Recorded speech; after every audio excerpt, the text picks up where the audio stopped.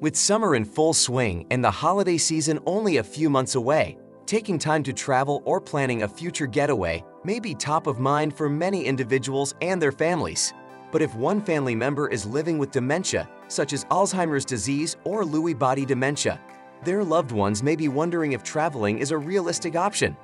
The good news is that it is very doable to take a trip with someone who has dementia while ensuring their safety, comfort, and enjoyment. It just requires a little more preparation and setting realistic expectations for everyone involved. Level setting from the get-go. Traveling can be an important part of family and group activities for some, and when a family member planning to go has dementia, it can be an overwhelming idea for everyone involved. Allison Lin, MSW, LCSW, Director of Social Work of the Penn Memory Center at Penn Medicine, shared how often she and her team are asked about the option for traveling. It is a very common question, and it is also very possible to do. I like to set realistic expectations with the caregiver and or family members beforehand to make sure they are as prepared as possible, Lynn said. She notes that any type of disruption to that individual's daily routine and environment will likely cause some disorientation, and that is normal. It may even seem like the symptoms of the disease have progressed, but that is all very common and usually directly associated with the change in routine. Dementia-friendly travel tips. There are some tips that caregivers and family members can do to ease disorientation and challenges that may arise during the trip. The first thing to consider is a trial run trip that is close to home to see how the individual does if the caregiver and family members are worried or concerned about a faraway trip. Doing this can be a good test to see how and what will potentially be stressful for someone with dementia and lead to more disorientation. For example, if a caregiver is thinking of taking that individual abroad, I might suggest first trying to travel domestically to see how the person with dementia does, Lynn said. Once a location has been selected, the caregiver and or family members should look at the easiest and best mode of transportation. Lynn recommends selecting the transportation option which would be most comfortable to the individual, for example, with the fewest stops or layovers on a flight, and that will cause the least amount of anxiety.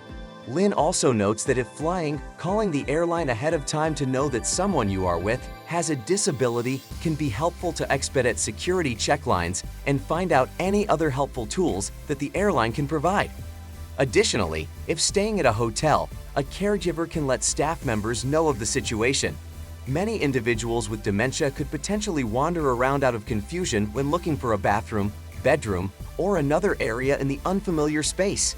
Having a plan if that event occurs by knowing who the contact can be extremely helpful. The travel destination should also be in an easily accessible place for emergency health services. I always tell the caregiver and or families to have an emergency plan in place. You hope they never have to use it, but it is absolutely a necessary step for traveling, Lynn said.